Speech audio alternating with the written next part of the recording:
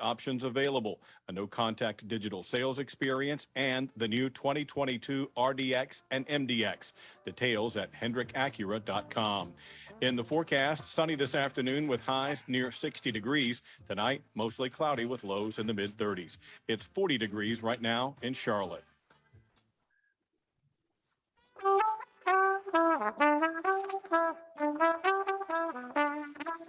This is Charlotte Talks. I'm Mike Collins. Inflation. That's something we haven't had to think about for years. Some younger people have never experienced inflation. Well, they're experiencing it now. We all are. Prices for just about everything have been rising for months.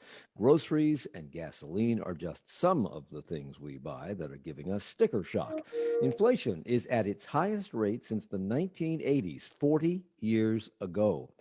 You're paying 7% on average, more than what you're used to. And that means if you got a 5% raise last year, you're making less because you're paying more.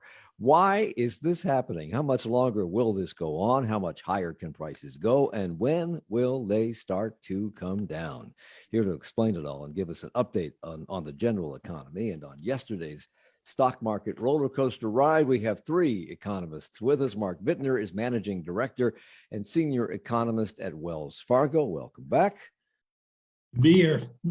Dr. Vikram Kumar is professor of economics at Davidson College. Good to see you again. Good to see you, Mike. And Dr. John Connaughton's back with us. He's professor of financial economics at UNC Charlotte's Belk College of Business and director of the UNC Charlotte Economic Forecast. Good to see you as well. Welcome. Good morning, Mike. Mark, in the fall of last year, I think it was October, the Federal Reserve was predicting inflation of 2% over time. That prediction came at a time when gasoline prices were already up 43% over the previous year, and beef prices had already risen by 12%. And it was at the same time that the London-based research firm Capital Economics predicted that the United States might be heading into an era in which inflation remains significantly higher on average over the next decade. So you've called this trend pernicious. First, how did the Fed get it so wrong? And which of those two predictions do you think will be the closer reality over time? Well, I think the Fed got it wrong because they had been so good at containing inflation for so long, and they maybe were believing the headlines, because what we heard from the Fed over and over again was that as long as inflation expectations remain contained, meaning that as long as people expected inflation not to become a problem, that if we had some sort of short-term flare-up, it would quickly self-correct. And this is a part of what's known as new Keynesian economics, and virtually everyone at the Fed is a new Keynesian. There's a lot more to it than that, but I thought that was wrong-headed from the start. And I think what Capital Economics was looking at is the same thing we've been looking at, which is this inflation is the real deal. It was caused by an incredibly expansive fiscal policy that was accommodated by an incredibly expansive monetary policy. And it's the worst possible combination of policy in regards to generating inflation. And so before we get a definition of what those two policies are, were they necessary in your mind? They were necessary at the start of the pandemic. They were not necessary a year ago. And we continued them. Unfortunately, we were in an election year, and so there was a lot of pressure to get something done before the election and then right after the election. And really, I think the best analogy is it's sort of like pouring lighter fluid on a campfire and hoping that the wood's going to catch. And we poured so much lighter fluid, we threw the match on it, and it flared up. And that's all we got was the flare up. I mean, we got a little bit more than that, but. So John, Dr. Connaughton, give us a definition of those two policies that Mark referred to, and how what they were meant to do and how they actually act within the economy at large. Okay, so during the first year from spring of 2020 through spring of 2021, the Congress and the president, both administrations, signed into legislation essentially $5 trillion of deficit spending to deal with the downturn caused by the COVID virus. To put that in perspective, that $5 trillion in a year's period of time is about 23% of US GDP at the time. So that they increased spending to compensate for a lack of GDP by 23%, but real GDP only went down by 3%, 3.4% in 2020, excuse me. In addition to that, we had the average American family, two adults, one child, got $8,900 of stimulus checks during the year. That's 14% of the average household income. So all of this is excess demand essentially thrown into the mix. At the same time, what was happening was the Fed was accommodating that deficit spending. The Congress and the president, fiscal policy, could spend whatever they want and have no impact on inflation, interest rates, excuse me, because the Fed accommodated them by buying up the bonds that the Fed was issuing. The Federal Reserve balance sheet went from 3.7 trillion at the beginning of this to today it's 8.7 trillion. You take the difference, that's $5 trillion. They effectively bought up the entire debt that Congress and the president passed and signed into law. So that's really what Mark's talking about here. Totally unnecessary. The stimulus package probably was 7 to 8 times what the previous largest stimulus package was. Totally unnecessary. Totally unnecessary. Sounded good at the time, made everybody happy. Everybody was scared, but from an economic standpoint, it was what fueled inflation. So they're reacting to the pandemic and the closure of business and the layoffs of millions of workers. And they were trying to stave that off and pump money into the economy and keep individuals and in some cases businesses afloat during all that. Maybe they overdid it, Dr. Kumar. But the question is, would this inflationary period that we're experiencing now, it would not have come about without the pandemic and the reaction to the pandemic? And because we've been in a non-inflationary period for what, about 40 years now? Yeah. And in fact, just prior to the pandemic, the economy was just going great guns. I mean, it was humming along. It was, unemployment was the lowest since 1969, across all categories of American workers, by race, by education. So the economy itself was very strong. The Federal Reserve had tried to raise interest rates to get out of, its post-global financial crisis policy stance. So it was trying to wean itself away from that when the pandemic happened. And the pandemic was a black swan event. I mean, it was, of an order of magnitude in terms of just its characteristics and its impact that was just shocking. And there was really not a good playbook. So a lot of the policy work that was being done, by the sort of seat of one's pants, if I may put it like that. So the supply constraints were very much a part of the impact, people staying home for fear of infection, school disruptions, keeping parents home, all sorts of things, and supply chain disruptions. So the supply shocks were very, very significant. And Mark and John have said, the policy mix was just hugely expansionary, because people had thought about the global financial crisis. And, at that time, there was some concern that fiscal policy had not been sufficiently expansive, and that had, had negative consequences for emerging from the global financial crisis. So the idea here was to just put in as much stimulus support as possible. So I think that those were that was the thinking. But once inflation began to appear, I think that the Fed had a much harder task of trying to figure out what it was. And to some, so I agree with Mark to some extent, but I think it was also that the Fed, by constantly saying that inflation was transitory, I think it was trying to shape expectations as well. So it was trying to contain expectations by talking it down. And when that didn't actually materialize, then the Fed, of course, had to do a pivot, in the last month and a half. So I think that is how it has evolved. I think it's been a difficult situation for the Fed. There's no question about it. at this point, I'm not convinced that the Fed thinks that, inflation is in fact a real problem. And we can talk about that. Okay. We're also going to talk about the last time we were in an inflationary period, which was 40 years ago. But Mark, for 40 years, we have subdued the beast, and we're not accustomed to any of this. How unusual is it to be in a period where inflation is pretty much not of no consequence for 40 years? How unusual is that? It's unusual for a lot of folks that weren't around. I mean, I started in this business at the tail end of the late 70s, early 80s inflation. And one of the things that I've been telling people about that period is that we didn't just suddenly go from high inflation to this benign environment. It took the Fed 15 to 20 years to bring inflation down from 4% to 2% on a sustained basis. And so I really cringed every time I heard the word transitory, because I said it's not supply chain bottlenecks. Supply chain bottlenecks are a consequence of higher inflation. They're a consequence and a byproduct of high inflation. They're not the cause of it. And it's not temporary.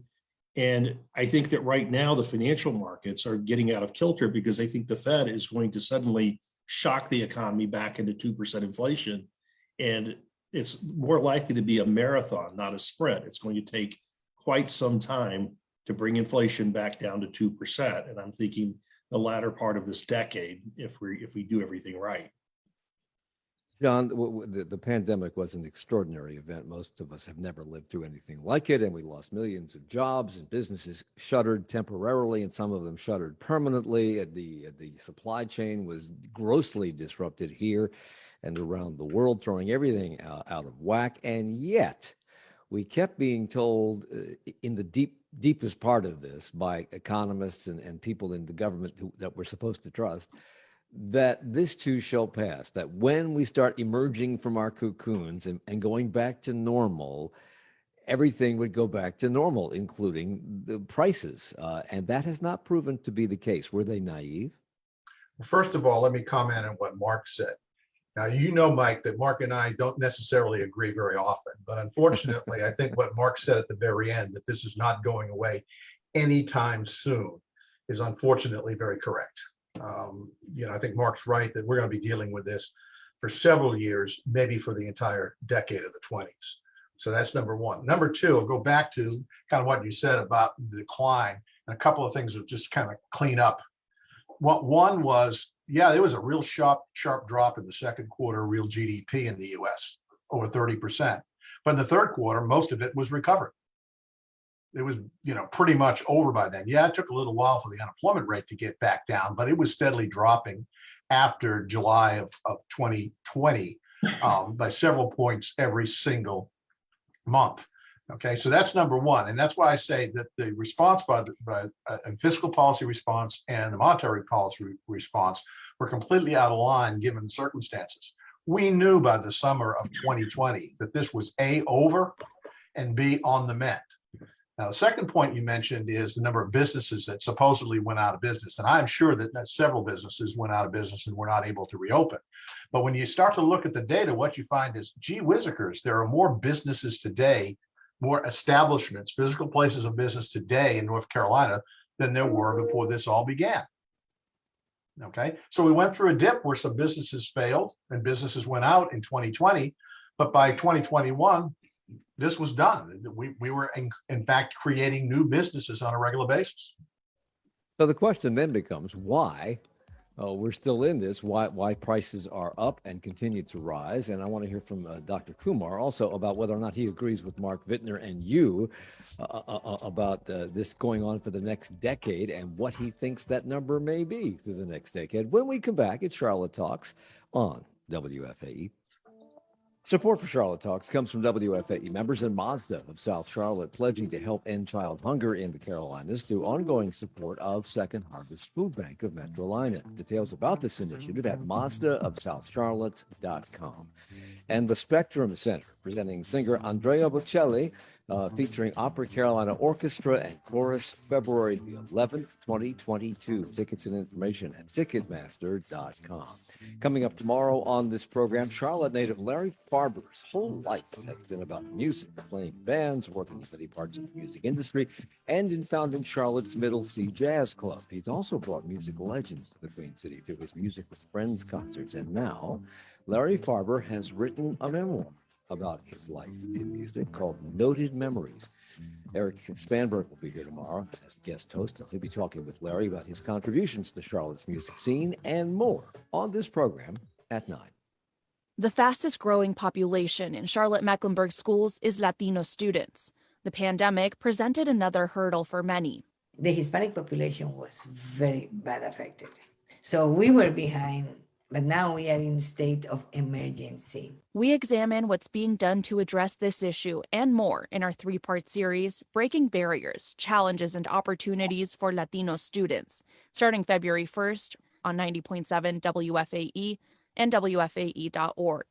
It's Charlotte Talks on listener-funded 90.7 WFAE and 90.3 WFHE. I'm Mike Collins. We're talking about the economy, most specifically about inflation, something that many of us have not had to endure for about 40 years. And that means there are a lot of younger people out there who have never experienced anything like this. And they're wondering why? What's going on? We're trying to get an explanation from 3 economists. Mark Vitner is managing director and senior economist at Wells Fargo. Dr. Vikram Kumar is professor of economics at Davidson College. And Dr. John Connaughton is professor of financial economics and director of the UNC Charlotte Economic Forecast. One of the comments we've gotten while we've been talking comes from Greg on Facebook. He says, my rent went up 15% this year. Same for internet service with no upgrades. In other words, he's getting nothing for his money that he's paying more for now. And so I want to get from Dr. Kumar whether or not you agree with the fact that John Connaughton just said this inflationary cycle is going to be with us for the rest of the decade. And if so,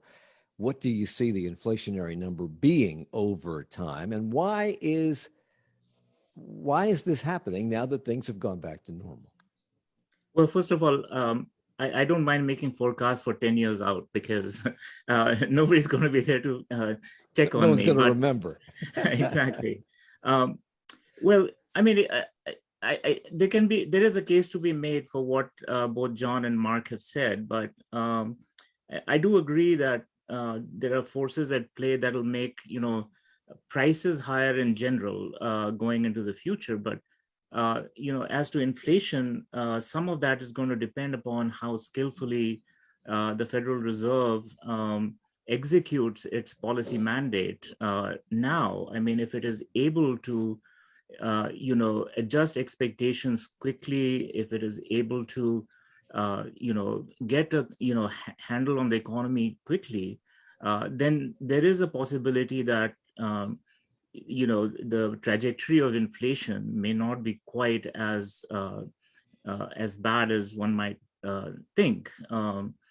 But the surprising thing is, or rather the confounding thing is that the Federal Reserve is not acting with sufficient intensity and haste. I mean, it is still expanding its balance sheet. It's going to be, buying security is going to be expanding its balance sheet through next month, and some of that I think it has to do with the Fed boxing itself in because it had provided forward guidance. It had sort of its statement of intent. So to retain its credibility, it has to follow through on what it has said. But I'm surprised that the Federal Reserve is still has an expansionary stance into March when inflation has been about 7% for 2 months. Is that why you said before the program started that you are a little skeptical? I don't want to put words in your mouth here, but you're skeptical of the people in charge's ability to handle this? Well, I have the greatest respect for the intellectual firepower at the Federal Reserve. There's no question about that. But the problem is that there might be, I think the modeling that is done. The models depend upon patterns emerging and re-emerging so that we can draw lessons from the past and then forecast the future. But this has been such, idiosyncratic events. It has been such a unusual event that I think that there's no sort of playbook to even make good forecasts. So, maybe the Fed actually believes this. I'm not doubting the Federal Reserve. I'm just saying that, like, institutionally, the conclusions that it is coming to, it has not explained itself well, and its actions don't seem to jive as well with its, with its statements. So, John, we just heard from Mark, who said his bills have gone, his rent has gone up 15%, and as has his internet bill for no more. He's getting nothing for that extra money. The place where most consumers are seeing the impact of this is in rent, particularly in Charlotte, and it's also at the grocery store and at the gas pump. And you have said that in Charlotte, we may have suffered less than other places with regard to grocery prices, because of supermarket competition. Well, heck, we have 100 million apartments here that we didn't have last year. So why isn't that the same thing? Well, let me just comment first of all on what Vikram said. He has a respect for the intellectual power of the members of the Fed. I do as well, but I don't think this is about intellectual prowess. I think this is about a position. And I think the Fed is not as interested in inflation as it is in some other issues. And I think that's really part of the problem here. And also, Mike, for the last year, we've had essentially an empty Federal Reserve Board of Governors. We've had at least 3 seats vacant. Now I think we have 4 seats. Vikram, am I right? We now have 4 seats vacant? I'm not sure. I thought it was 3, but it may be. Okay. I thought with recent retirements it was 4, but my point is that we don't have the full chorus and the full diversity on the Fed right now to provide alternative opinions. What Vikram said is very, very true. The fact that the Fed has still not tapered its bond buying, what I would call habit, okay, is telling. Secondly, okay, the Fed is talking about potentially 3 rate hikes. Mike, at the end of the year, if they do 3 rate hikes, the federal funds rate won't be 0, it'll be 0.75%. It's still going to be negative 4, 5, 6% interest rate. That is not fighting inflation, okay? They've shown no interest in actually doing anything but responding to criticism. So in terms of your caller's concern, this is not the last time that he or she is going to hear or experience increases in prices. So you're saying that they're not doing enough, and if they're not doing enough, if they do what you guys would, and I don't know, Mark, if you're on the same page with John Connaughton, but if you are, if they're not doing enough, were they to do enough, like raise interest rates, wouldn't that drive prices up even higher? Well, it would not drive prices up higher, but it would run the risk of stalling the economic recovery. And what concerns me about the Fed is that I don't think they have the political independence that they did under Alan Greenspan and Paul Volcker. And so they're not likely to push as hard as they would have if they did. And the Fed is not, hold on, the Fed is not a governmental body. So why don't they have that independence? Because that's the way it was set up. The Federal Reserve Board it's governmental, but it's supposed to have independence. But as it is, people, we've had vacancies for a long time, and you have to have Senate approval. And we're likely to add 3 dovish members, and we've added more dovish members to the Fed. So it's never really been as independent as we'd like, but it's become less independent. I'm going to ask Dr. I'm sorry. I'm going to ask Dr. Kumar an uncomfortable question, and I'll come back to you, Mark. And that is the fact that he just said that we have 3 dovish members in waiting, I suppose. Is one of those dovish members of the Fed the professor from Davidson who has been nominated by President Biden? Well, my department colleague and my dean of faculty, Philip Jefferson, has been nominated. I'm sure that he is going to get confirmed. I would not assume anything on part of Philip. I think he's, very intellectually soundly grounded. I'm not going to, put words in his mouth. I'm not going to speak for him, but I think that he is going to look at the totality of things. I think he understands well the cost that inflation inflicts across the board, and it can be severe. And I think that, once the Fed governors are nominated, confirmed, they have a 14-year tenure. So I think that they are insulated, in some sense. So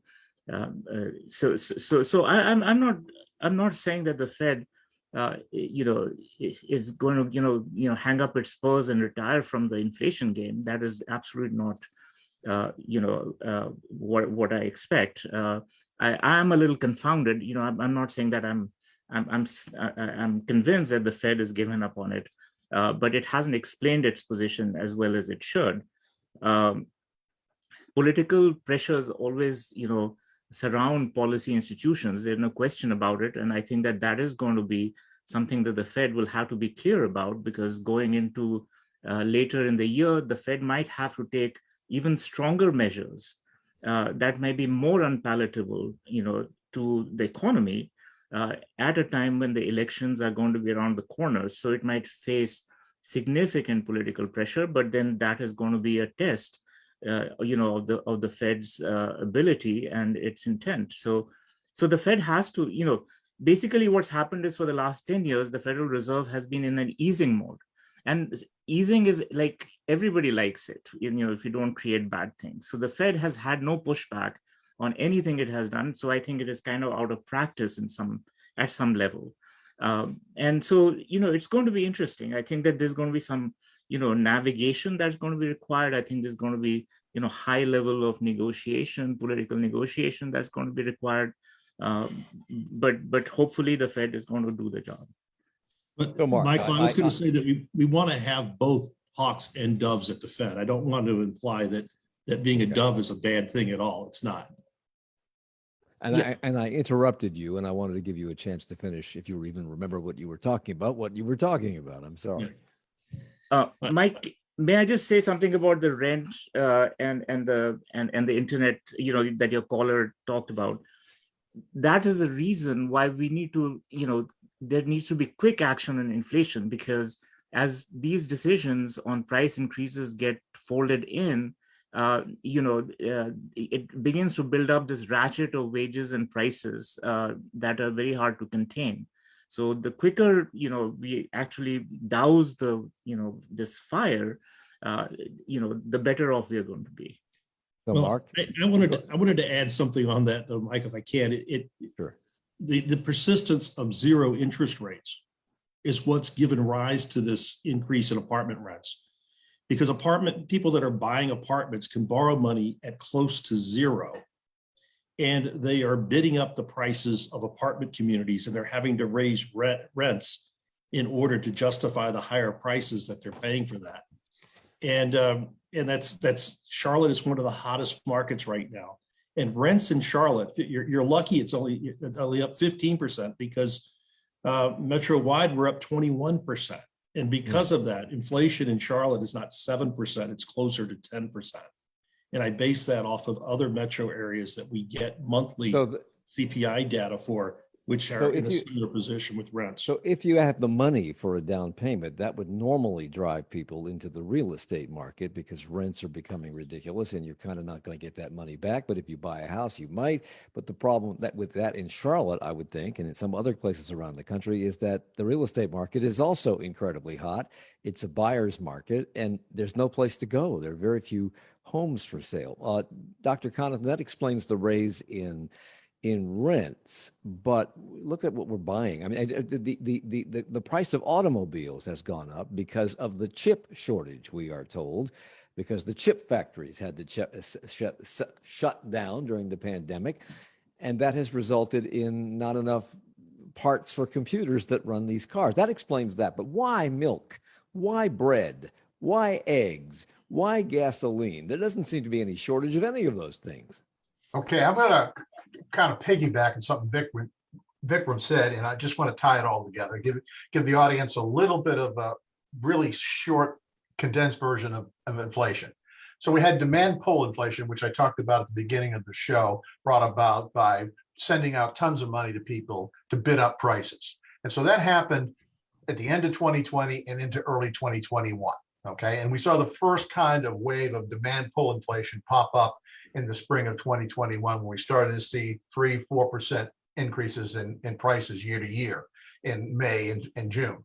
Second component, second type of inflation is cost push, which is what we're talking about these days with supply chain shortages causing costs to increase, labor shortages requiring businesses to bid up wages for, again, cost to increase and be passed on to consumers. So got demand pull, which was caused basically by government action. We have the follow-up with cost push inflation. Those are the two textbook definitions. And what Vikram had talked about was essentially what I call inflationary expectations. Once you get enough inflation cast into the economy, people then begin to think that, okay, prices rising is normal. Businesses can easily raise prices. And if they don't get in on the game now, it's going to be difficult for them to raise it again. And so we've got all those things. And the worst thing right now, Mike, is what Vikram said. And that is we are now in that phase. We've passed demand pull and cost push. That's behind us. We're in the phase now where it's inflationary expectations are driving this. And that's the hardest one to curb, to be honest with you. Well, that leads to the question that I asked before we started, and many of you poo-pooed it and said, don't go there. But we have a question from Charles on Twitter who's going there. So let's take it there. One cause of inflation, he says, is the monopolies, price gouging. For example, shipping lines. How does the largest go from, I'm not sure I understand how this is phrased, but how does the largest go from in good profit years, $1 billion to now $24 billion, all while having performance issues in the supply chain? The costs will get passed on to the consumers. And Mark, that leads to this. If it's not companies making hay while the sun shines, raising prices, as John just said, because they have to, because if they miss this opportunity, they may not get another opportunity to make up for the losses they may or may not have experienced during the economic downturn. If that were just the case, if it was just prices going up for that, but profits are going up too, corporate profits are going up. So isn't some of this needless? I don't think that's the case. I mean, the reason why shipping costs have gone up is that the volume of goods that are being shipped is about 27% higher than it was prior to the pandemic. Yeah, but that's a volume, and volume usually causes things to go down in price. No, I mean, if you've got more volume relative to capacity, that's what's demand pull inflation. And that's what we've seen in the logistics sector, where they're hard pressed for warehouse space, for trucks, for truckers, and warehouse workers, dock workers. Everybody's pressed against capacity, and it's because we had so much stimulus, and spending on goods completely recovered to its pre-recession level in May of 2020. So it fell for 2 months, and then it recovered in 2 months, and it's surged ever since. In addition to the chip shortage in automobiles, one of the things that's driven car prices higher is we've had this huge movement from New York, New Jersey, Massachusetts, Chicago, San Francisco, and LA to places like Phoenix, Dallas, Atlanta, and Charlotte. So they moved from places where they didn't need a car to places that they absolutely needed a car, and that drove up the demand primarily for used cars. So we've seen some shifts. Now, what drove that migration was inflation. Because the one thing you can do in a high inflation economy to boost your standard of living is to move from a high cost area to a low cost area. We saw the exact same thing in the late 1970s and the early 1980s. And with that, we have to stop. We'll come back in just a moment at Charlotte Talks on WFAE. Support for Charlotte Talks comes from WFAE members and WTVI. PBS Charlotte's Carolina Impact, a new cart service, offers rides in Uptown that are open to the public, and the dynamic duo sparks joy with aerial arts. Tonight at 8 on WTVI, PBS Charlotte. And the Sparks Group, offering executive coaching and leadership development to help organizations grow capacity, not just skills, in a complex marketplace. Info at sparksgrp.com. 2021 was supposed to be Hollywood's return to form. With vaccines in play and better air ventilation, theaters were supposed to open their doors again, and they did. Kind of. Ticket sales in 2021 outpaced 2020, but we're still nearly 70% behind the haul from 2019. How the pandemic is changing American cinema, the topic in 20 minutes at 10 on 1A. Stay with us. Business development, closings, business disputes, changing neighborhoods. It's all packed into our weekly Bizworthy segment with Tony Messia of the Charlotte Ledger. There's also out of the ordinary business news. We called 5 different pet groomers in Charlotte. The first time that we called rolled over into voicemail, said they weren't. Catch Bizworthy every Thursday on WFAE's Morning Edition at 6:44 and 8:44. Support for Bizworthy is provided by Sharon View Federal Credit Union and our members. It's Charlotte Talks on WFAE and WFHE. I'm Mike Collins. We're talking about inflation and the economy with Dr. Vikram Kumar from Davidson College, Mark Vitner from Wells Fargo, and Dr. John Connaughton from UNC Charlotte. John, I was just talking to Mark about how prices are up, but so are corporate profits, and I'm just trying to get my head around this.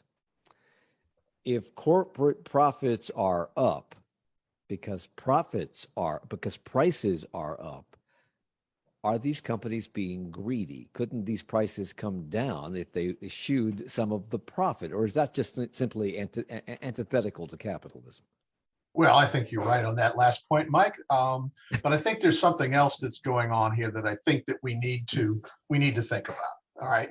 And one of the things that's driving the conversation today is this whole idea of supply chain breakdown, shortages.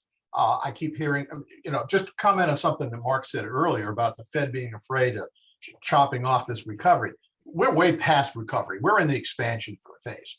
We have an unemployment rate below 4%. There's nobody's definition of full employment that isn't full employment. I mean, that's it.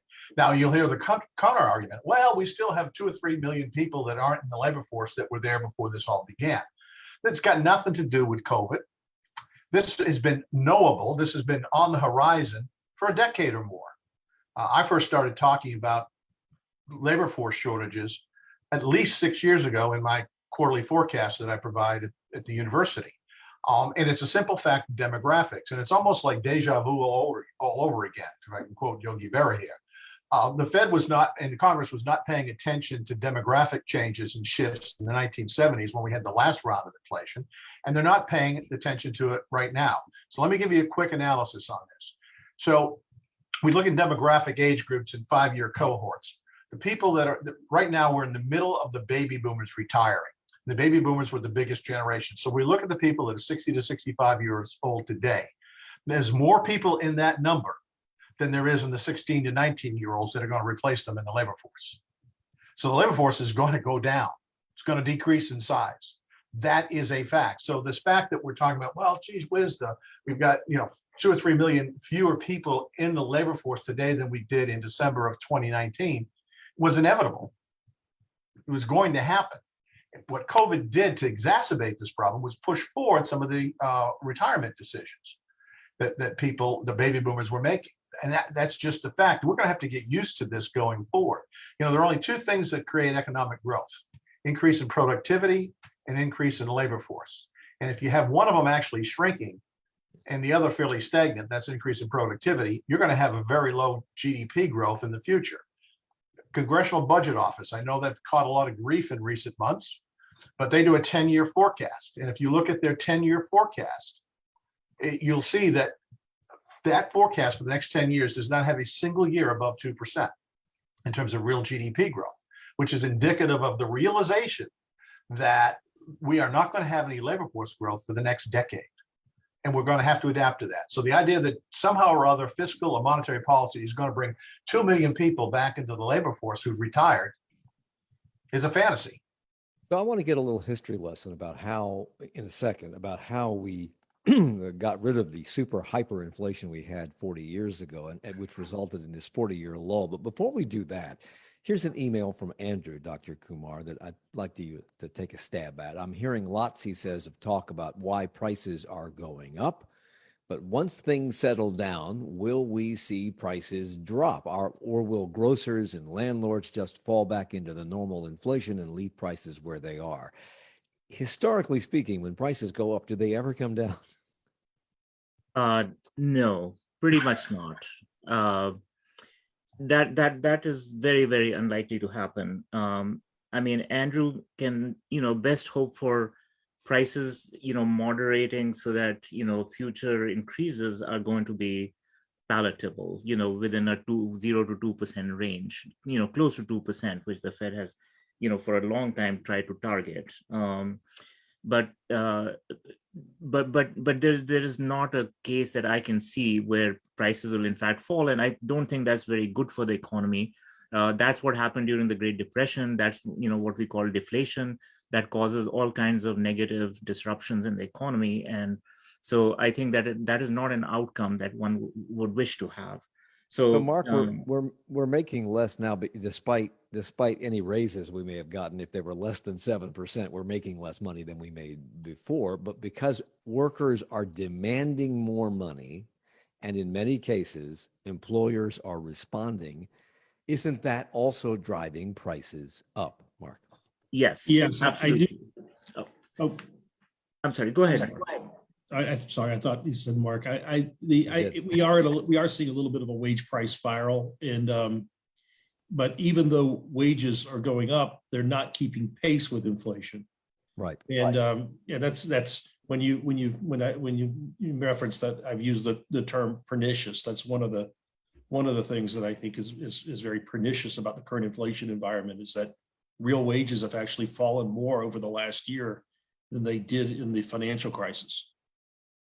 So let's get a little history lesson here, Mark. Let's put in the inflation that we are currently experiencing into context, because it was, I think, twice as bad 40 years ago than it is right now. We had double-digit inflation rates in the 70s. In the 80s, as I mentioned before we started, I had a mortgage interest rate, a 30-year mortgage at 18%. Remind us, what kind of impact does that kind of inflation have on ordinary people and then the economy at large? And do you see any signs that we're heading toward that kind of inflation today? Well, that kind of inflation was devastating. I mean, it makes it very hard to have any actual real economic growth. And everybody starts trying to figure out ways that they can minimize the impact of inflation on their personal life or in their business, and they're not focusing on growing their business. And it also adds to a lot of uncertainty. And unfortunately, it's folks at the lower end of the income spectrum that get hurt the most, because they spend most of their income.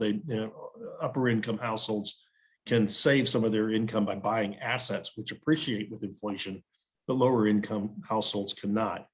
What helped bring inflation down is that the Federal Reserve clamped down on money growth very aggressively and threw us into the deepest recession that we had seen since the Great Depression. And the unemployment rate topped out at just under 11%. And it was a very long recession that lasted 18 months. And inflation for a short period of time came down to 2%, then it quickly rebounded to 4%, which it averaged through the end of the 1980s and into the early 1990s.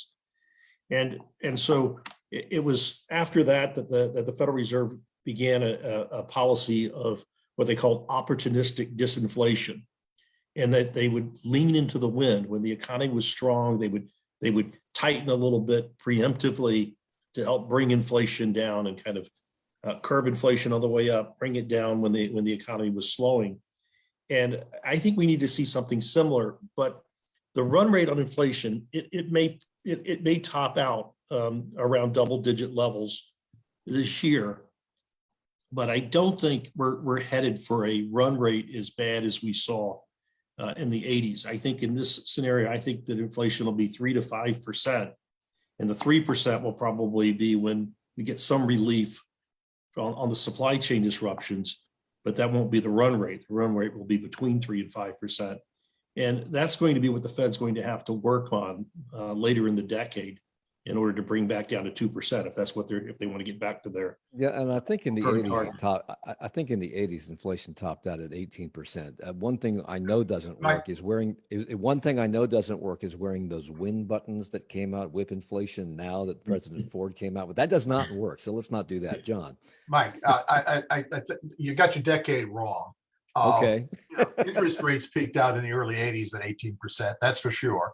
But the decade of inflation was the 70s. Unlike Mark, who started his career just after that, I started my career during the 70s.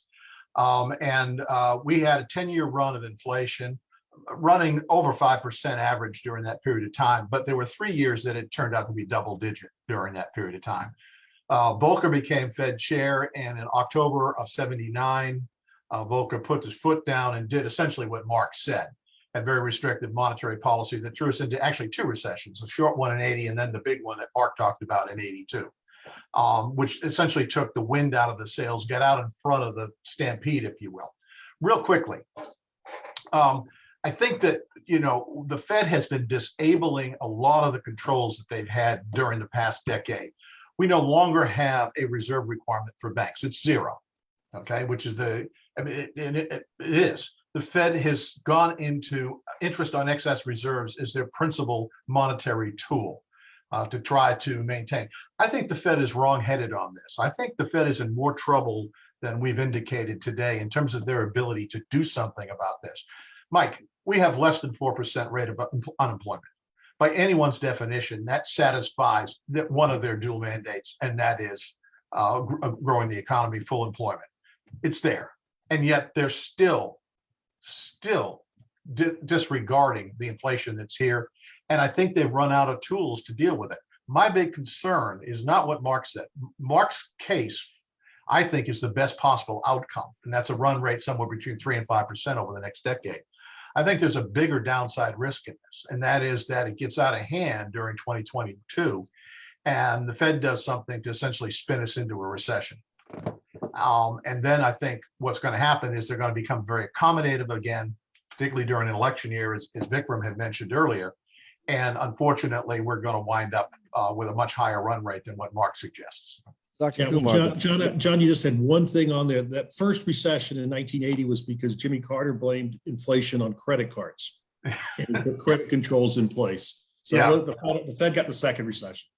Yeah, you're right on that, Mark. And the other funny thing is that what really exacerbated inflation in the 70s was Richard Nixon coming out with wage and price freeze and then wage and price controls in 71, which was also another presidential edict or order or what have you. So that president got a little. He was responsible for some bad things in the economy and elsewhere, of course. But and evidently so was Jimmy Carter. And now this president, President Biden, is getting a lot of flack from people who are giving him very low performance ratings, including his performance on the economy. And yet the economy's in good shape. It seems to me we are almost no unemployment and things are recovering. Where people are hurting is inflation. And he has said, Dr. Kumar, that if the Build Back Better plan had passed, that would have helped. And he's hoping that the infrastructure bill that did pass will help. Will it? Or is that going to simply overheat things? Well, the infrastructure bill, I think that, if it is executed prudently, is going to be helpful for the economy, but not for several years to come. I mean, it's not going to take effect right away. So it's not a panacea for our current situation. I think it is going to help economic growth in the future, but that is not. It's not going to have any impact on the current inflation, at least meaningfully. Would the passage of the Build Back Better plan, which has a lot of social spending programs in it, would that help things or would it hurt things? Well, it depends on help what and hurt what. I think that the economy, inflation. Well, it would not. In my opinion, is that it would have made inflation worse, just because of the way the revenue and the expenditures were structured. And the amounts that were involved, but people can have differences of opinion on that.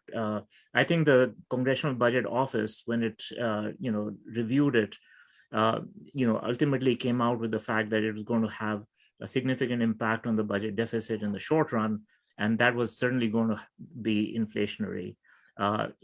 So I think that goes back to how we began this program when Mark said that this is a very potent, strong mix of expansionary fiscal and monetary policies on the demand side that is, exerting persistent pressure, on spending, which is coming up against these supply constraints. So I think what the Fed has to do is to try to squeeze out some of this demand pressure, and that's a hard job. But it can do it, and I think that it can do it quickly. If it can do it quickly, it can, prevent this, this unwanted trajectory of inflation from crystallizing. Okay, so I have 90 seconds left, and this Back to the Future trip into the 70s has all been a unpleasant experience. But when do you see it ending? Enough of this. Let's come back to the 21st century. What will our economy look like when this ends? When do you see it ending? Very quickly. And what will our pocketbooks be experiencing when we get this under control? Mark Vitner first, go. Well, I think that we will see some relief on inflation in probably 23 or 24 when the supply chain disruption minimizes, but we're still going to be on this 3 to 5% trajectory on inflation up until we have the next recession, which hopefully won't be till 2026, 2027 or beyond then. Quickly, John Connaughton.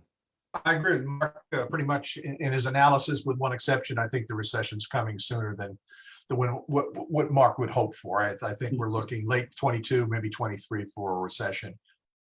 Splendid. And Dr. Kumar. 5% inflation by the end of this year. Wow. JP emails, the Dummy's Guide to Reducing Inflation is as follows. Stop buying stuff you don't need and can't afford. There is some truth in that. I want to thank Mark Vitner being with us. He's managing director and senior economist at Wells Fargo, Dr. Vikram Kumar, professor of economics at Davidson College, and Dr. John Connaughton, professor of economics at UNC Charlotte's Belk College of Business and the director of the UNC Charlotte Economic Forecast. Thank you all for a fun hour. Thank you. Charlotte Talks with Mike Collins is a production of 90.7 WFAE.